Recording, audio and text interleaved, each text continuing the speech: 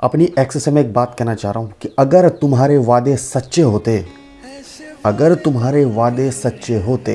तो आज कम से कम अपने 2 बच्चे होते।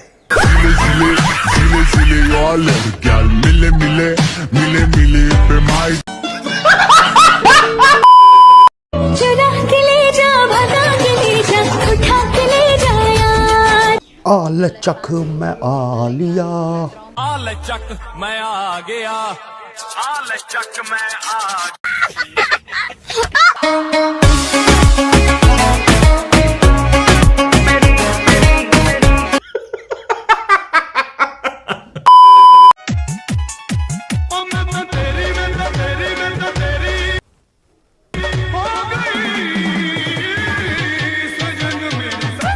भाई देसी का असर है, ये तो देसी का असर है भाई।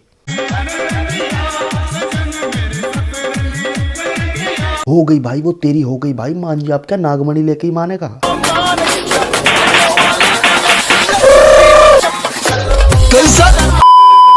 तो भाई एक बात बताओ, इस जन्म में क्या हम कुछ बन पाएंगे? यार अपना की बनना, बेवकूफ आपा बन गए, पागल आपा बन गए, करजाई आपा बन गए, इस तो ज्यादा की बनना अपना।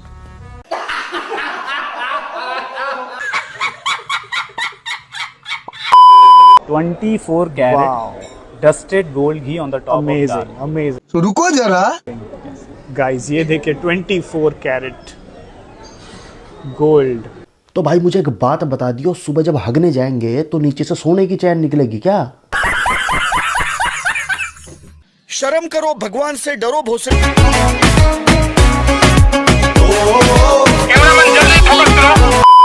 अरे भाई साहब जी, कमला पसंद है? नहीं भाई, मुझे तो मेरी घरवाली पसंद है।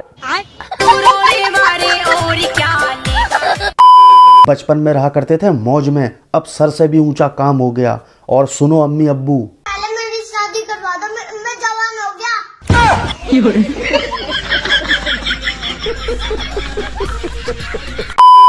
यार मैंने सुना है ना, लड़कियां शादी के बाद मोटी हो जाती हैं। मेरे को नहीं होना मोटा। बेटा 1-2 बार तो मोटा होना ही पड़ेगा।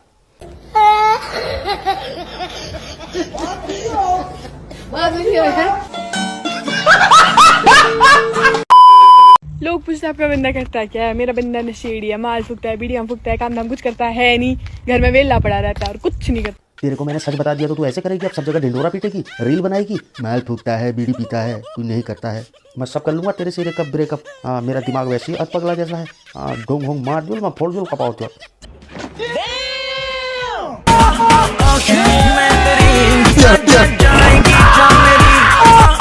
हमारे साथ जुड़े हैं एक बहुत ही बड़े विद्वान, जो हमको बताएंगे कुछ रामायण से जुड़े हुए तथ्य। रामायण में तुलसीदास ने भाई साहब लिखा है क्या? हाँ तो ये तो आप बताओगे ना। तुलसीदास जी ने लिख दिया है।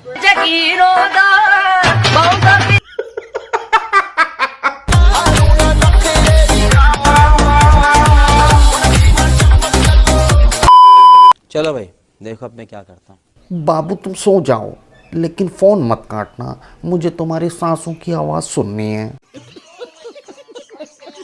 इसी चक्कर में आधा देश बर्बाद हुआ पड़ा है। और बातें क्या होनी? ओ बाबू तुमने ये कर लिया, बाबू तुमने वो कर लिया, ये ऐसा हो क्या? सही पकड़े हैं।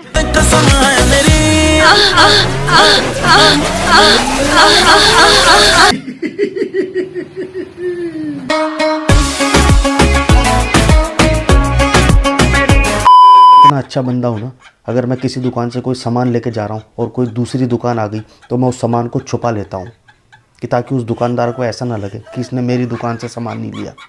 और ये जालिम दुनिया मेरा जीना हराम करती है।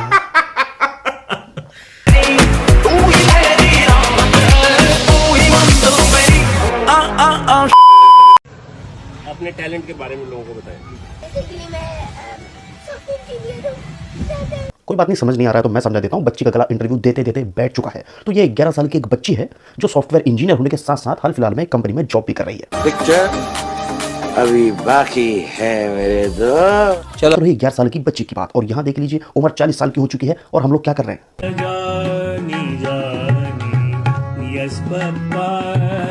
वाह वाह वाह वाह।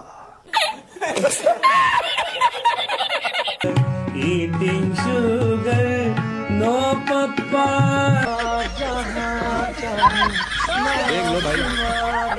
ए डीजे गाने बजा।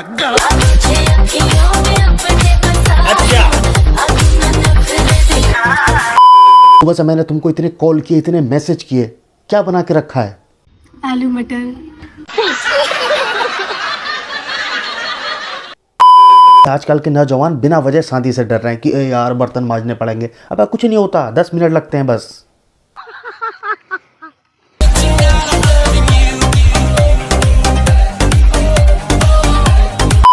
किसी ने क्या खूब कहा है, कुछ पल के लिए बेवजह मेरे साथ चलो ना, मोहब्बत नहीं है ना सही, कोशिश तो करो ना।